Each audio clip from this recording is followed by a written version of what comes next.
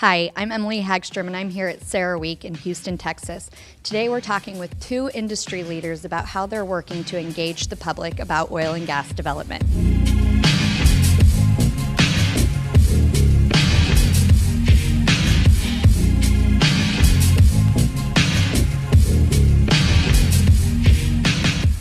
The public often doesn't realize that we are all completely interdependent on oil and gas resources. So from everything from heating our homes to our personal transportation, all of commerce, all of the food, how it gets to our communities, how water gets to our homes, this is all related to oil and gas development. We're trying real hard to make sure that the community is involved and to look at each individual community and determine what their needs are and what their concerns are.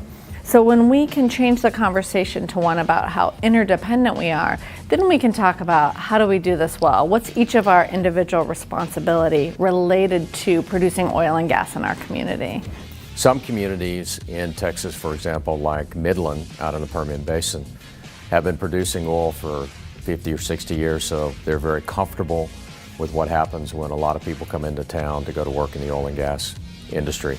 A community with a 100-year experience of oil and gas, they have an understanding of what's coming. They're very comfortable. We have these well-established communities in Colorado, both big and small.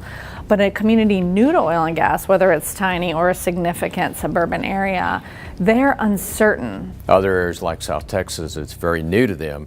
So we've engaged in town hall meetings, so engaging county commissioners, county judges, city officials about the concerns of water and transportation in particular, and how can we address those.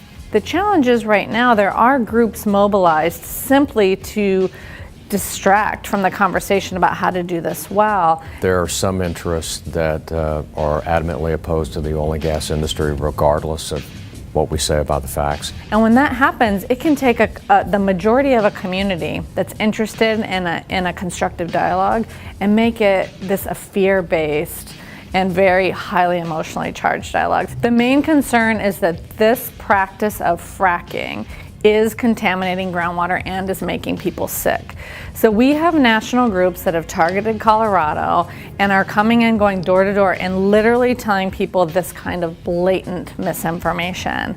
Even Lisa Jackson admitted in her testimony to Congress that fracking had never contaminated fresh water, and yet you still hear those allegations today.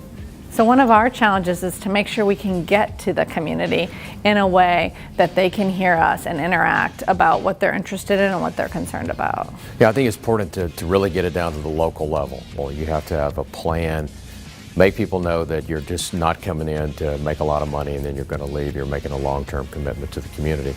And I think people will then trust you and embrace you. The important thing is that we have these relationships for the long term. And so that's where we have monthly meetings with our community members. And those are the areas we have really positive, constructive, long-term relationships. We've been at this a long time in Texas, over 100 years. And so our citizens are comfortable with the oil and gas industry. The upside is so incredible in terms of job creation and energy independence.